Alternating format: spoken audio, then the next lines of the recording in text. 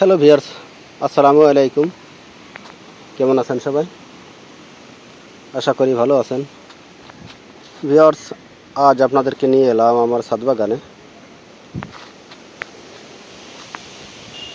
এই সিজনটা শুরু থেকেই প্রচণ্ড বৃষ্টি, কখনো 8 দিন কখনো 10 দিন টানা বৃষ্টি। তো এই বৃষ্টির ফাঁকে আজ আপনাদেরকে নিয়ে এলাম আমার ছাদ বাগানে। আজ আলোচনা করব ছাদ বাগানের জন্য কিভাবে সঠিক জাতের আনার গাছ অথবা সঠিক জাতের চারা গাছ নির্বাচন করবেন। তো ভিউয়ার্স, স্ক্রিনে যে গাছটি দেখতে পাচ্ছেন এটি হচ্ছে গ্রানাডা জাতের আনার গাছ। এটি খুবই উচ্চ ফলনশীল গ্রানাডা। এটি খেতে খুবই সুস্বাদু এবং বীজগুলো অনেক নরম। এ জাতের আনার কিন্তু বাংলাদেশে বাম্পার ফলন, মানে প্রচুর পরিমাণে ফলন দিয়ে থাকে, তাই সবার চাহিদার শীর্ষে এই জাতের আনার গাছ। তো এটি গ্রাফটিংয়ের কলম চারা, এই যে দেখতে পাচ্ছেন এখান থেকে গ্রাফটিং করা। আমি গ্রাফটিং টেপটি খুলে দিব।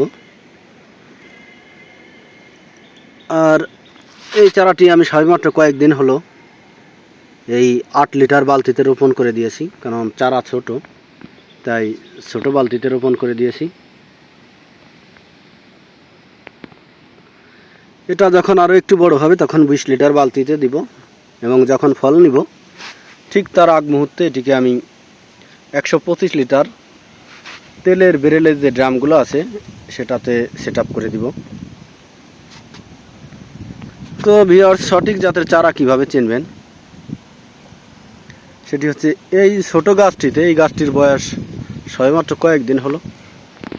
এই দেখেন, থোকায় থোকায় কিন্তু ফুল আসতে শুরু করছে। এখানে 5টা ফুল আছে এবং আরও কয়েকটি ফুল আমি এর আগেও ছিঁড়ে দিয়েছি। এই যে এই দেখতে পাচ্ছেন, এখানেও কিন্তু অলরেডি ফুল আসছে। তো এই গাছটির গ্রোথও মাশাআল্লাহ অনেক সুন্দর। তো এতটুকু ছোট গাছে কিন্তু খুবই তাড়াতাড়ি ফুল চলে আসছে। আর আমার এই গাছটিকে আমি সবসময় চেষ্টা করব ঝোপালো করার জন্য, সুন্দর একটা শেপ দেওয়ার জন্য, কারণ আনার গাছ যদি ঝোপালো না হয় তাহলে কিন্তু তার কাঙ্ক্ষিত ফলন পাওয়া যাবে না, এবং কাঙ্ক্ষিত ফল পাওয়া যেরকম আপনি আশা করেন সেরকম পাবেন না। তাই আপনাকে প্রথমেই গাছটির শেপের দিকে খেয়াল রাখতে হবে, সুন্দর একটা শেপ দিতে হবে, ঝোপালো টাইপের। মানে ছাদ বাগানের গাছ খুব বেশি লম্বা না হলেই ভালো, ঝোপালো হলে সবচেয়ে ভালো। তো আপনারা সবসময় চেষ্টা করবেন এই টাইপের এবং এই সাইজের চারাগুলো নেওয়ার জন্য।